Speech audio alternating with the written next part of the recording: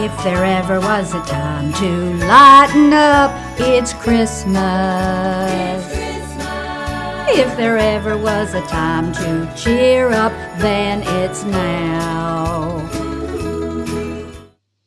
Howdy, and today is number 22, and I thought I was going to talk to y'all about parallels. I just love parallels. I love things that just stand side by side to each other, like, you know, the number 1 in 11, or the number 2 in 22. Just like I like twins, and I like things that happen in unison. There's something about that I just like. And I was going to talk to y'all about that, but I was just having a hard time getting started. So what I kept thinking about was not the word parallel, but the word resistance for some reason. I was resisting getting going.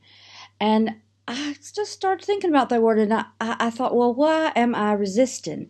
And I know a lot about resistance. I resist, when I'm about to start a new creative project, and it feels like, oh, I don't know what I'm going to do. I don't know how I'm going to say that. I don't know what it's going to be like.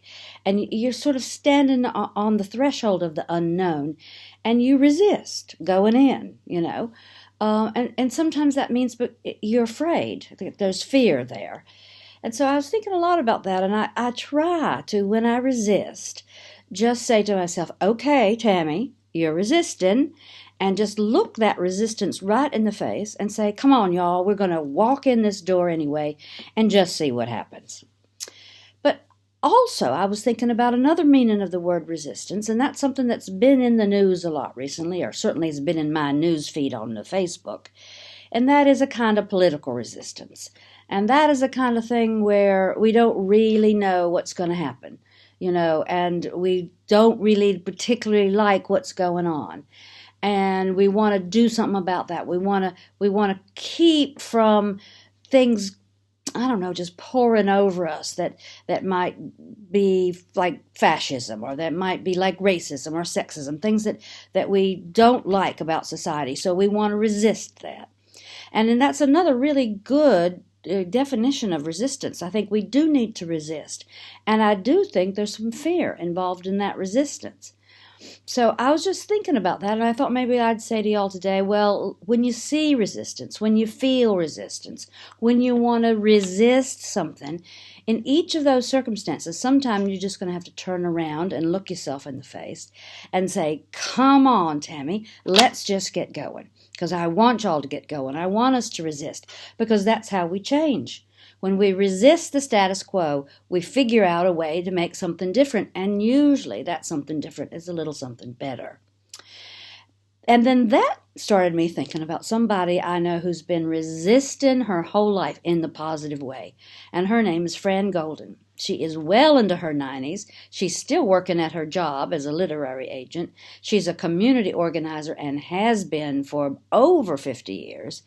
And she resisted the city of New York and helped a whole lot of people, Tammy, myself included, to get affordable housing. And so I've put a video about Fran Golden, one of my sheroes, down here on my site, just right down there. So have a look at Fran and think about how she resisted, and think about how you are going to be resisting the status quo today.